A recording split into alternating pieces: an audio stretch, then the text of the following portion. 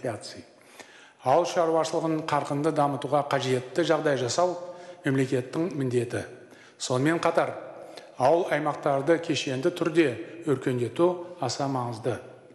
Елімізде бірнеше жылдан бері ауыл ел бесігі жобасы жүзеге асырылып жатыр. Соның аясында 1000-нан астам ауылдағы 3700 нысан жаңғыртылды. Оның бәрі әлеуметтік және инженерлік инфрақұрылым нысандары. Бұл жұмыс болашақта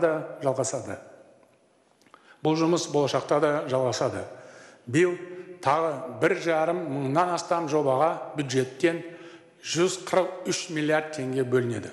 Мен сайлау алдында ауылдағы кәсіпкерлікті дамыту қажеттігі туралы анық айттым. Бұл маңызды міндеттің бірі. Оны ауыл шаруашылығы кооперациясы арқылы жүзеге асыру керек.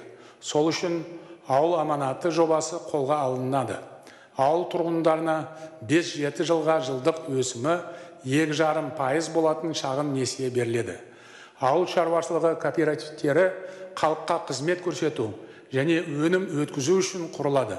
Оларға құрал жабдық және техника сатып алу үшін субсидия беріледі. Осы мақсатқа 1 триллионға жуық теңге бөлінеді.